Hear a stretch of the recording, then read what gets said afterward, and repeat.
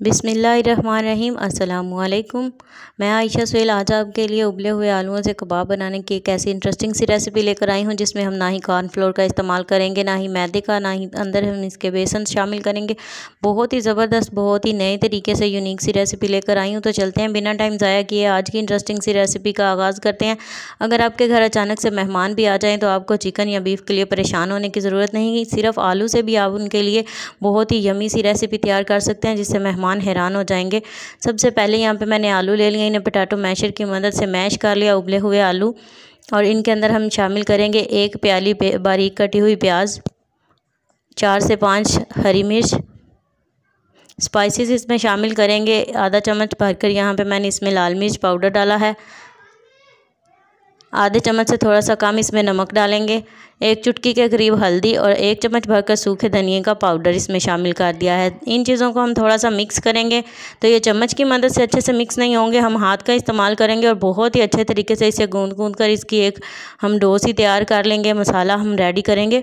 मसाला हमारा रेडी हो चुका है। थोड़ा सा मसाला हाथ के ऊपर लेंगे, आपने इसी मसाले को हाथ से ही थोड़ा सा थपथपाना है। तो ये देखें बहुत ही ज़बरदस्त से हमारी इसी से जो है वो इसकी टिक्की तैयार हो जाएगी। हमने इसमें कुछ भी शामिल नहीं किया, सिर्फ आलू का मसाला है।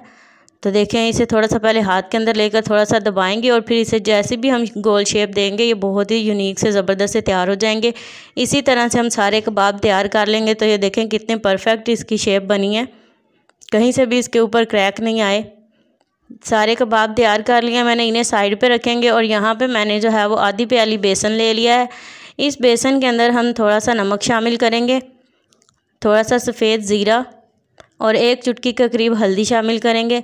इसे हम मिक्स करेंगे थोड़ा सा और पानी डालकर इसका घोल बना लेंगे।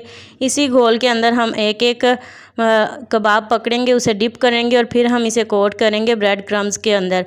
तो ब्रेड क्रम्स के बगैर भी ये बहुत ही टेस्टी बनते हैं। मैं आपको दोनों तरीक़ों से बनाकर दिखाऊंगी। तो कुछ मैंने ब्रेड क्रम्स लगा लिए हैं, कुछ मैंने वैसे रहने दिए हैं। दोनों तरीक़ों से बनाएंगे। ऑयल को मैंने गर्म होने के लिए रख दिया था। एक टिक्की उठाएंगे और इसे जो है वो बेसन के घोल में डिप करके फ्राई करेंगे। इसी तरह से हम सारी टिक्कियाँ जो है वो फ्राई करने के लिए डाल देंगे।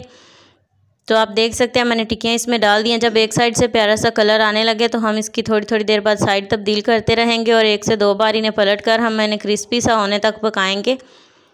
बेसन वाली भी इसी तरह से फ्राई कर लेंगे। ये निकाल कर हम ब्रेड क्रम्स वाली टिक्कियाँ भी फ्राई कर लेंगे। तो देखें बहुत ही ज़बरदस्त, माशाल्लाह माशाल्लाह, बहुत ही यूनिक सी हमारी आलू की ये टेस्टी सी रेसिपी बनकर तैयार हो चुकी है। उम्मीद करती हूँ वीडियो आपको पसंद आई होगी। वीडियो या रेसिपी ज़रा सी भी अच्छी लगे तो लाइक, कमेंट एंड शेयर करें और इसी तरह की इंटरेस्टिंग वीडियोज़ हासिल करने के लिए चैनल को सब्सक्राइब करें। नेक्स्ट वीडियो तक ले दीजिए इजाज़त। अल्लाह हाफिज़।